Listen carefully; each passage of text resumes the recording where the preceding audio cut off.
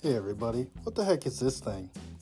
Boost oxygen. So I walked into REI the other day, REI, and they had these things. It's just a bottle of oxygen for when you're in the backcountry, but they're selling them here in Minnesota. I went over to Wild Mountain this weekend. They had their annual swap sale. Here's a little look see around. It was packed with people. It started at 11 and So I've got a few sets of skis here that I found at the swap meet. Here's some Blizzards. This is the front side. This here's the base. They were in decent shape, and you can find a lot of skis like that around Minnesota. But then I found this other pair right next to them that had this huge gouge out of the base like that, and that's a hard repair. And they were the same price for a nice race ski or a dinged up other pair. Here's another pair. You can find stuff like this for days. This one looks like it was canted, and if you're just looking for skis, that's not the way you want to go. This darn thing, um, they wanted $185 for a 20-year-old ski. Not a great deal. Here's another pair of race skis. These things were in wicked good shape. I think they were looking for $350 on those. Yep, there you see the sticker. Um, and that's a $1,500 setup off the rack. Here's some old Rosie's. Again, it's pushing 20 years, and they wanted, $150 for them. It doesn't make any sense. So kind of watch what you're looking at. Some old Atomics, same range, 20 years old. Look at those bases. They're not the worst shape ever, considering the age of the ski. But still, you don't want to be paying too much money for that kind of stuff. Stuff to watch out for. It just old skis. People think they get a ton of money for them. This ski, I should have bought this ski. They had it marked at $50.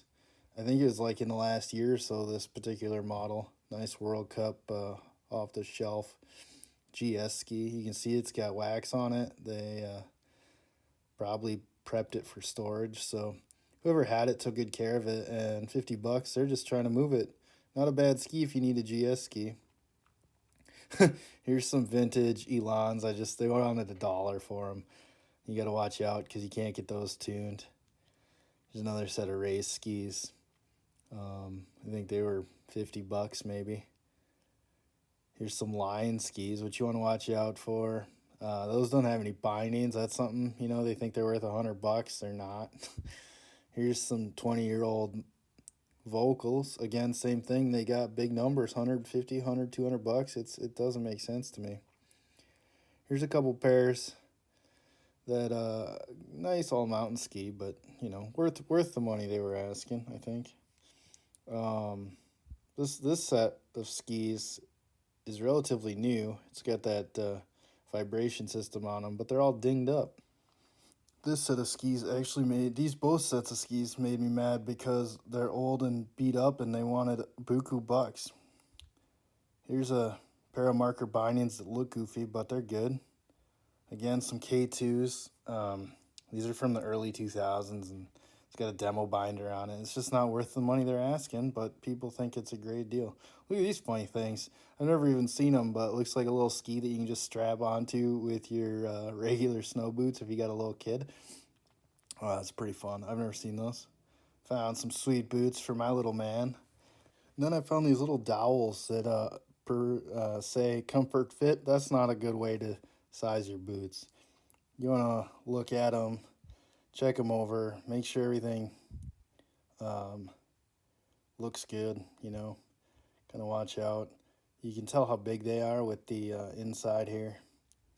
There'll be a millimeters number, so you can sometimes they'll say the size and what size that out to out is. Here we've got, okay, back to ski building bits, I guess. I've got a 1/2 inch 4x8 sheet of MDF, and I'm going to rip that down. So here's kind of, obviously it's bigger than the ski. And we're going to just rip it into 5-inch wide pieces so that we can make a basic shape. here's that paper template that I trimmed down a little more, and then now I've got it on the MDF there. A little unnecessary chop scene. All right, so you can see that I still have the pencil marks on here. What I'm going to do is take a sander to it to get down to the shape I want. I just did a super rough cut after I traced it, and we'll finalize the shape with the sander. So this is what it looks like so far after our start here. So here's a little whoopsie-daisy I had. This is one of my core blanks, and I took it to kind of like a tool sharing place that had a planer, and it ripped this big stinking gouge right down my core. That didn't make me happy, but we'll see what happens. If it shapes out, it shapes out. Like down here, doesn't matter. Even if we put the rough cut blank shape on here, you know, it doesn't get into the ski till kind of the middle, which could potentially be a problem, but we can shape it. Anyway, that's about it for the week, and tell your friends, check back next week. We'll do some more.